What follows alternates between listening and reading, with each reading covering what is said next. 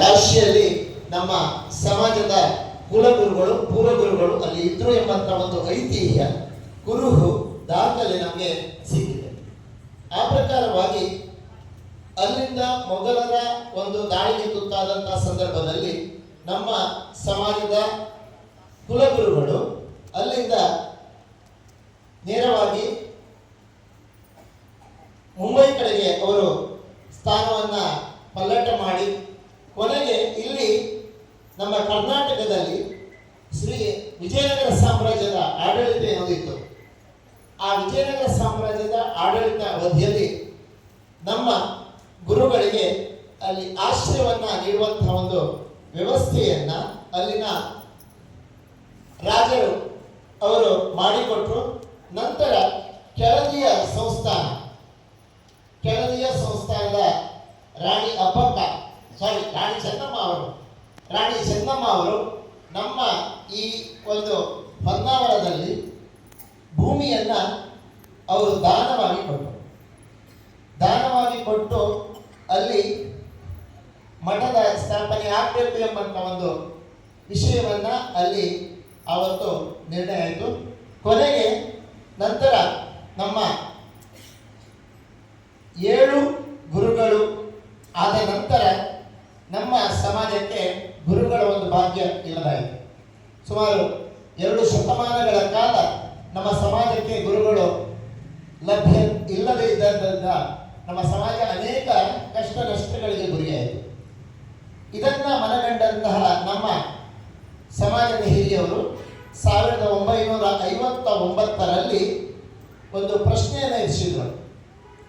ಯಾಕೆ ನಮ್ಮ ಸಮಾಜ ಹೀಗಾಗ್ತಾ ಇದೆ, ನಮ್ಮ ಸಮಾಜ ಅವನತ್ಯತ್ತ ಸಾಗ್ತಾ ಇದೆ, ತುಂಬಾ ತೊಂದರೆಗಳು, ತುಂಬಾ ಕಷ್ಟ ಕಾರ್ಪಣ್ಯಗಳು ಆಗ್ತಾ ಇದೆ, ಯಾಕೆ ಎಂಬಂತ ಒಂದು ಕೂಲಂಕುಷ ಪ್ರಶ್ನೆಯನ್ನು ಇಟ್ಟಾಗ ಅಲ್ಲಿ ಕಂಡು ಬಂದದ್ದು ಗುರುವಿನ ಅಸ್ತಿತ್ವ. ಗುರು ಮಠದ ಸ್ಥಾಪನೆ ಆಗದೆ ನಿಮಗೆ ಒಂದು ಅಭಿವೃದ್ಧಿ ಅಸಾಧ್ಯ ಎಂಬಂತ ಒಂದು ಸೂಚನೆ ಆ ಅಷ್ಟಮಂಗಲ ಪ್ರಶ್ನೆಯಲ್ಲಿ ಮೂಡಿ ಬಂದದ್ರಿಂದ ಕೊನೆಗೆ ನಮ್ಮ ಸಮಾಜದ ಹಿರಿಯವರಾದಂತಹ ಮಂಗಳೂರು ವಿಠೋಬ್ ನಾಗವೇಕರ್ ಅವರ ನೇತೃತ್ವದಲ್ಲಿ 1972ರಲ್ಲಿ ವೈಶ್ಯ ಸಮಾಜ ಟ್ರಸ್ಟ್, ಎಜುಕೇಶನ್ ಟ್ರಸ್ಟ್ ಅನ್ನೋದು ಅದು ಅಸ್ತಿತ್ವಕ್ಕೆ ಬಂತು.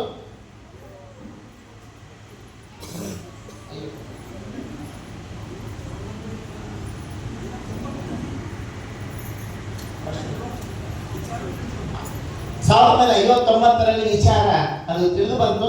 ಕೊನೆಗೆ ಮಠ ಇರುವ ವಿಚಾರ ಅಲ್ಲಿ ಪ್ರಶ್ನೆಯಲ್ಲಿ ತಿಳಿದು ಬಂತು. ಆ ಪ್ರಕಾರವಾಗಿ ನಮ್ಮ ಸಮಾಜದ ಹಿರಿಯವರು ವಿಠೋಬ್ ನಾಗವೇಕರ್ ಅವರ ನೇತೃತ್ವದಲ್ಲಿ ಆ ಬಗ್ಗೆ ಕಾರ್ಯೋನ್ಮುಖರಾಗಿ 1972ರಲ್ಲಿ ಆ ಮಠವನ್ನು ಜೀರ್ಣೋದ್ಧಾರ ಮಾಡುವಂತಹ ಒಂದು ಕಾಯಕಕ್ಕೆ ಅವರು ವ್ಯವಸ್ಥೆಯನ್ನು ಮಾಡಿಕೊಂಡ್ರು. 1974ರಲ್ಲಿ ಬಹುಶಃ ಮಠ ಇರೋದು ಅಲ್ಲಿ 72ರಲ್ಲಿ ಕೇಂದ್ರ ಕಮಿಟಿ ಒಪ್ಪಂದ ಆಗಿ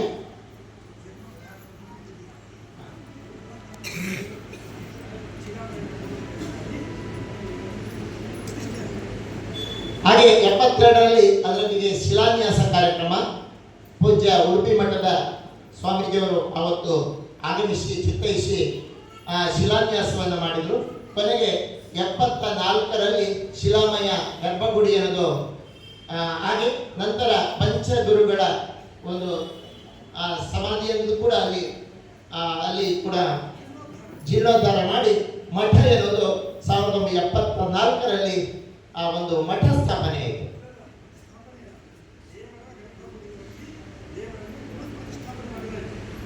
ಹಾಗೆ 74ರಲ್ಲಿ ದೇವರನ್ನ ಚಂದ್ರಮೌಳೀಶ್ವರ, ಲಕ್ಷ್ಮೀ ನರಸಿಂಹ, ದುರ್ಗಾ ಪರಮೇಶ್ವರಿಯನ್ನ ಅಲ್ಲಿ ಪ್ರತಿಷ್ಠಾಪನೆ ಮಾಡಿ ಪುನಃ ಪ್ರತಿಷ್ಠಾಪನೆ ಅಲ್ಲಿ ಮಾಡಲಾಯಿತು. ಅಂದ್ರೆ ಮೊದಲು ಇರಲಿಲ್ಲ ಅಲ್ಲಿ, ಅಂದ್ರೆ ಇತ್ತು. ಅಂದ್ರೆ ಅದರ ಐತಿಹ್ಯ ನಮಗೆ ಗೊತ್ತಾಗಿದ್ದು 59ರಲ್ಲಿ ಪ್ರಶ್ನೆ ಮುಖಾಂತರ ಗೊತ್ತಾಗಿದ್ದು. ಆಮೇಲೆ ನಮಗೆ ಅಲ್ಲಿ 74ರಲ್ಲಿ ಅದು ಪುನಃ ಪ್ರತಿಷ್ಠೆ ಆಗಿ ತದನಂತರ ಜೀರ್ಣೋದ್ಧಾರ ಕಾರ್ಯಕ್ರಮ ಎನ್ನುವುದು ನೆರವೇರಿತು. ಹಾಗೆ ಮುಂದೆ ನಮ್ಮ ಸಮಾಜದ ವಿಠೋಬ್ ನಾಗವೇಕರ್ ಅವರು ಗುರುಗಳ ಒಂದು ಅನ್ವೇಷಣೆಯಲ್ಲಿ ಗುರು ಪರಂಪರೆಯನ್ನು ಉಳಿಸ್ಕೊಳ್ಬೇಕು, ಮರಳಿ ಗುರು ಪರಂಪರೆಯನ್ನು ಪ್ರಾರಂಭಿಸಬೇಕು ಎನ್ನುವಂತಹ ನಿಟ್ಟಿನಲ್ಲಿ 2004ರಲ್ಲಿ ನಮ್ಮ ಪೂಜನೀಯ ಗುರುಗಳು ಶ್ರೀ ಶ್ರೀ ವಾಮನಾಶ್ರಮ ಮಹಾಸ್ವಾಮೀಜಿಯವರ 92ರಲ್ಲಿ ಶೃಂಗೇರಿ ಮಠದಲ್ಲಿ ಅವರಿಗೆ ವೈದಿಕ ಶಿಕ್ಷಣವನ್ನು ಕೊಡಿಸುವಂತಹ ಸನ್ಯಾಸ ದೀಕ್ಷೆಯನ್ನು 93ರಲ್ಲಿ ಅವರಿಗೆ ಆ ಒಂದು ಶಿಕ್ಷಣದ ಏರ್ಪಾಟಿನ ಆರಂಭವಾಗಿ 2004ರಲ್ಲಿ ನಮ್ಮ ಪೂಜನೀಯ ಸ್ವಾಮೀಜಿಯವರ ಪಟ್ಟಾಭಿಷೇಕ ಕಾರ್ಯಕ್ರಮವನ್ನು ನಮ್ಮ ಶೃಂಗೇರಿ ಮಠದ ಮಹಾಸ್ವಾಮೀಜಿಯವರಾದಂಥ ಶ್ರೀ ಶ್ರೀ ಭಾರತೀ ತೀರ್ಥ ಮಹಾಸ್ವಾಮೀಜಿಯವರ ಅಮೃತ ಹಸ್ತದಿಂದ ಪೂಜನೀಯ ಸ್ವಾಮೀಜಿಯವರಿಗೆ ಪಟ್ಟಾಭಿಷೇಕದ ಒಂದು ಕಾರ್ಯಕ್ರಮ ಅವತ್ತು ನಡೆಯಿತು. ಇದು ಬಹುಶಃ ನಮ್ಮ ವೈಶ್ಯವಾಣಿ ಸಮಾಜಕ್ಕೆ ಒಂದು ಅಭಿವೃದ್ಧಿಗೆ ಒಂದು ನಾಂದಿ ಎಂಬಂತ ಒಂದು ಕಾರ್ಯಕ್ರಮ ಆ ದಿವಸ ನಡೆಯಿತು. ಆ ಒಂದು ಸಂದರ್ಭದಿಂದ ಇವತ್ತಿನವರೆಗೆ ಸುಮಾರು 20 ಚಾತುರ್ಮಾಸ ವ್ರತಗಳನ್ನು ಪಟ್ಟಾಭಿಷೇಕದ 21 ಚಾತುರ್ಮಾಸ ವ್ರತಗಳನ್ನು ಪೂರೈಸಿ ಇದೀಗ ಕಳೆದ ಸಾಲಿನಲ್ಲಿ ಬಹುಶಃ ಎಲ್ಲರ ಗಮನ ಸೆಳೆದಿದ್ದು ನಮ್ಮ ಪೂಜ್ಯ ಸ್ವಾಮೀಜಿಯವರ ಒಂದು ಪಾದಯಾತ್ರೆ. ಈ ಪಾದಯಾತ್ರೆಯನ್ನ ಅವರು ಕೇರಳದ ಕಾಲಡಿಯಿಂದ ಉತ್ತರ ಭಾಗದ ಕಾಶಿಯ ತನಕ ಅಂದರೆ ವಾರಣಾಸಿಯ ತನಕ ವಿಶ್ವನಾಥನ ಸಾನ್ನಿಧ್ಯದವರೆಗೂ ಕೂಡ ಈ ಒಂದು ಪಾದಯಾತ್ರೆಯನ್ನು ಕೈಗೊಂಡು ನಮ್ಮ ವೈಶ್ಯ ಸಮಾಜವನ್ನ ಒಗ್ಗೂಡಿಸುವಂತಹ ಒಂದು ಕೆಲಸವನ್ನ ಮಾಡಿದರು. ಯಾಕೆ ಇದು ಮಾಡಿದ್ರು ಕೇಳಿದ್ರೆ ನಮ್ಮ ಪೂರ್ವ ಗುರುಗಳು ಕಾಶಿಯಲ್ಲಿ ಇದ್ದಾರೆ, ನಮ್ಮ ಮಠ ಎನ್ನುವುದು ಕಾಶಿಯಲ್ಲಿದೆ ಎಂಬಂತ ಒಂದು ಕುರುಹು ನಮ್ಮ ಪೂಜನೀಯ ಸ್ವಾಮೀಜಿಯವರಿಗೆ ಅದು ಸಿಕ್ಕಿತು, ಲಭಿಸಿತು. ಆ ಒಂದು ನಿಟ್ಟಿನಲ್ಲಿ ಕಾಶಿಯಲ್ಲಿ ನಮ್ಮ ಮಠ ಎನ್ನುವುದು ಪುನಃಸ್ಥಾಪನೆ ಆಗಬೇಕು ಎಂಬಂತ ಒಂದು ಮೂಲ ಮಠದ ಪುನರ್ನಿರ್ಮಾಣ ಆಗಬೇಕು ಎಂಬಂತ ಒಂದು ಉದ್ದೇಶವನ್ನ ಇಟ್ಟುಕೊಂಡು ಈಗಾಗಲೇ ಒಂದು ಸ್ವಲ್ಪ ಜಾಗವನ್ನ ಅಲ್ಲಿ ಖರೀದಿಸಿದ್ದಾರೆ. ಅಲ್ಲಿ ಖರೀದಿಸಿ ಕೆಲವಾರು ಒಂದು ಸಭಾಂಗಣ ಸಣ್ಣದಾಗಿ ಇನ್ನೊಂದು ವಸತಿ ಗೃಹವನ್ನು ಕೂಡ ಈಗಾಗಲೇ ಅಲ್ಲಿ ನಿರ್ಮಾಣ ಮಾಡಿ 17 ವಸತಿ ಕೊಠಡಿಗಳನ್ನ ಅಲ್ಲಿ ಈಗಾಗಲೇ ನಿರ್ಮಾಣ ಮಾಡಿ ಬಂದಂತ ಭಕ್ತಾದಿಗಳಿಗೆ ಉಳಿದುಕೊಳ್ಳುವಂತ ಒಂದು ವ್ಯವಸ್ಥೆಯನ್ನ ಈಗಾಗಲೇ ಅಲ್ಲಿ ಮಾಡಲಾಗಿದೆ. ಇನ್ನು ಮುಂದಿನ ದಿನಗಳಲ್ಲಿ ಅಂದ್ರೆ ಕೇವಲ ಹೆಚ್ಚು ದಿನ ಇಲ್ಲ, 2 ತಿಂಗಳ ಅವಧಿಯೊಳಗೆ ಒಂದು ಜಾಗವನ್ನು ನೋಡಿದ್ದಾರೆ. ಅದರ ಸಮೀಪ ಒಂದು ಜಾಗ. ಯಾಕೆ ಕೇಳಿದ್ರೆ ಅಲ್ಲಿ ಮಠದ ಪುನರ್ನಿರ್ಮಾಣ ಮಾಡಿಕೊಳ್ಬೇಕು, ಮಠದ ಪುನರ್ನಿರ್ಮಾಣ ಮಾಡಬೇಕು ಎಂಬಂತ ಸಂಕಲ್ಪವನ್ನು ಇಟ್ಟುಕೊಂಡು ಮೊನ್ನೆ 6ನೇ ತಾರೀಕಿನ ದಿವಸ ಆ ಮಠದ ಜಾಗದ ಖರೀದಿಗಾಗಿ ಈಗಾಗಲೇ ಮುಂಗಡವಾಗಿ ಹಣವನ್ನು ಕೂಡ ಅಲ್ಲಿ ಪಾವತಿ ಮಾಡಿದ್ದಾರೆ. ಇದು ಎಷ್ಟು ಕೇಳಿದ್ರೆ ಆ ಒಂದು ಜಾಗದ ಒಂದು ಮೌಲ್ಯ ಎಷ್ಟು ಕೇಳಿದ್ರೆ 12 ಕೋಟಿ.